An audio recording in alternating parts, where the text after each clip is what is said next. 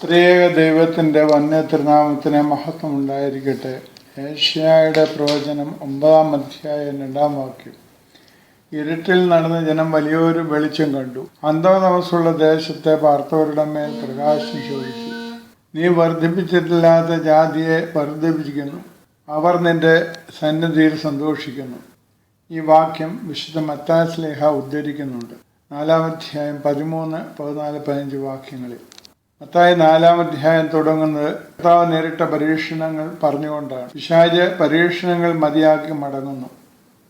അവൻ തോൽവി സമ്മതിക്കുന്നു. അവിടെ സർവ്വജനത്തിൻ്റെ മേൽ പ്രകാശം ഉദിക്കുകയാണ്. അതായത് പ്രകാശത്തിൻ്റെ ഉദയമാണ് സർവ്വജാതിയിന്മേലും കാണുന്നത്.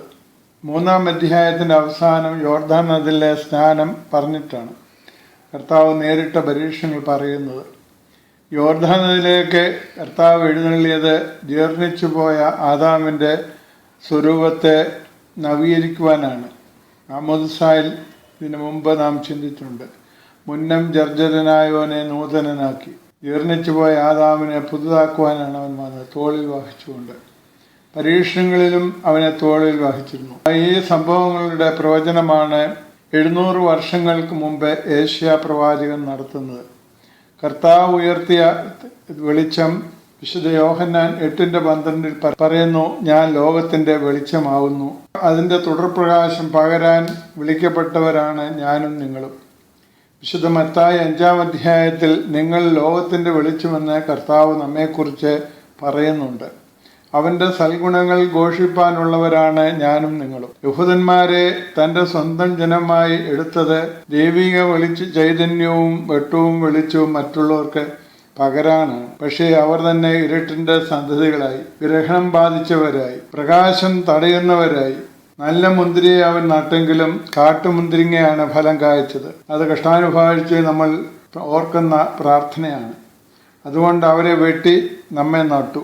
നാം മറ്റുള്ളവർക്ക് ദൈവിക ചൈതന്യവും പ്രഭയും പ്രതിഫലിപ്പിക്കേണ്ടവരാണ്. അങ്ങനെ പ്രതിഫലിപ്പിച്ചില്ല എങ്കിൽ നാം ഇരുളിൻ്റെ സന്തതികളാണെങ്കിൽ ദൈവം നമ്മയും വെട്ടും. നാം പ്രകാശത്തിൻ്റെ മക്കളും പ്രകാശത്തിൻ്റെ വാഹകരും ദൈവത്തിൻ്റെ സന്തതികളുമാണ്. അങ്ങനെ ആയിത്തീരട്ടെ എന്ന് പ്രാർത്ഥിക്കുന്നു. പുതിയ വത്സരം നമുക്ക് ഒരു പുതിയ തുടക്കമായിരിക്കട്ടെ. കൊറോണ കഴിഞ്ഞ് ഒരു സുപ്രഭാതം ദൈവം എനിക്കും നിങ്ങൾക്കും നൽകട്ടെ. നമുക്ക് പ്രാർത്ഥിക്കാം. കർത്താവെ, ഞങ്ങൾ വെളിച്ചത്തിൻ്റെ മക്കളായി തീരണമേ.